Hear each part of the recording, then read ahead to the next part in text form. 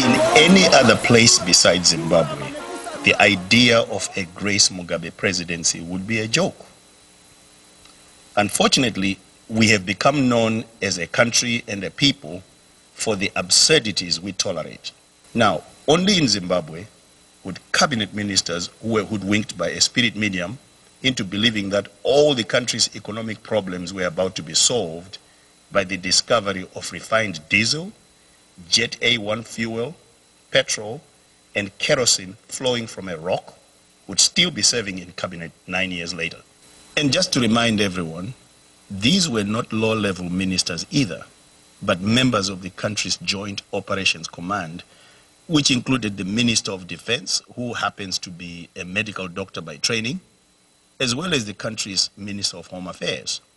In mid-2014, Grace Mugabe loudly entered the political fray, quickly becoming President Robert Mugabe's most ruthless weapon against those he accused of wanting to depose him. In short order, she had dispensed with Joyce Mujuru, much to the delight of Emerson Mnangagwa, who was to replace her as vice president. Intoxicated by the adulation of everyone in ZANU-PF, including doctors, lawyers, professors, who began to chant Munuwese kuna amai and Pamberine Mazoe crush, she announced to all that the Constitution of Zimbabwe did not apply to her, and that the two vice presidents of the country, including Emerson Mnangagwa, who she had now turned against, were her subordinates.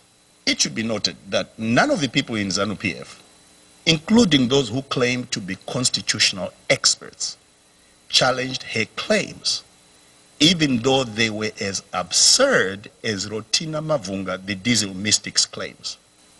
Somehow, the idea of a Grace Mugabe presidency started gaining currency in ZANU-PF, not because she had shared with anyone how she would tackle Zimbabwe's 90% unemployment, or how she would address what has become one of the lowest human development indices in the world, or what her ideas were to address Zimbabwe's GDP per capita, which is equivalent to 6% of the world's average, or how she would improve Zimbabwe's corruption rank of 150 out of 175 countries, or move the nation up from its current competitiveness ranking of 124 out of 144 countries.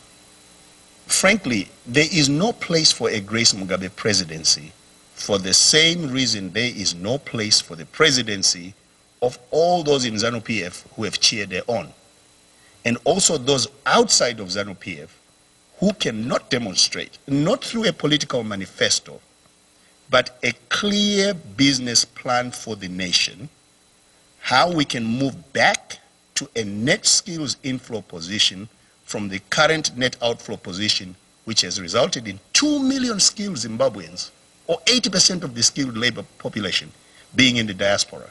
There is no place for a Grace Mugabe presidency, and for anyone else inside or outside ZANU-PF who does not clearly tell the nation how we can become a net producer of food commodities again, or how we are going to create the jobs our youths desperately need, or how we are going to tackle Bulawayo's chronic water problems or restore our health system. There is no place for a Grace Mugabe presidency and for her colleagues in ZANU-PF, because they all believe the leadership style and policies that brought our country to its knees are the best we can produce. They believe that being the loudest and most vicious ZANU-PF loyalist, rather than character, knowledge, and competence, are the most important qualities of a leader. To be sure, it is not just ZANU-PF that can produce the Grace Mugabe kind of leader, who insists they know what they don't know and are prepared to do anything to defend their ignorance and positions. Today, most political formations in our country reward tenure more than character, knowledge, and competence. It is an open secret that to run for political office on their tickets, one must demonstrate that they have been active in party structures. In other words, prove their loyalty to the party for a certain period of time. Now, it's important for us to understand who that eliminates. It eliminates the Zimbabwean with global corporate experience who can bring best practices into how government is run, but cannot become a minister because they have not been in the party structures for a sufficient length of time. It eliminates the citizen running a top public institution somewhere in the world who could turn the fortunes of our parastatals around, who cannot be used because they are not members of the national executive, central committee, or politburo of a political party. It eliminates the founder of a private equity firm who is left out because they never donated money to the party, and so on and so forth. We all know that Grace Mugabe is vicious, as the family of the late Amos Midzi, a ZANU-PF loyalist who she harassed into committing suicide, knows. In many ways, she is the product of the party she belongs to. ZANU-PF's viciousness has been on full display of late and will become even more evident as we get closer to the 2018 election. We also know that Grace Mugabe's holdings in the Mazoe area are the result of dispossessing people and productive businesses like Interfresh of their land. And that this did not happen at the height of the land distribution program, but as late as 2014.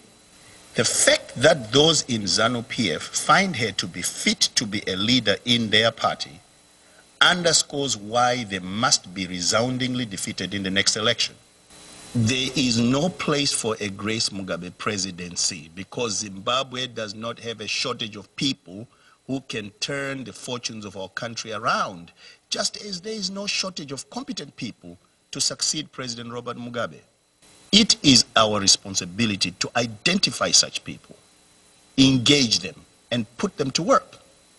Again, we also cannot afford to get it wrong as a nation by overlooking the deficiencies of the leaders the current opposition may decide to put forward in the next election.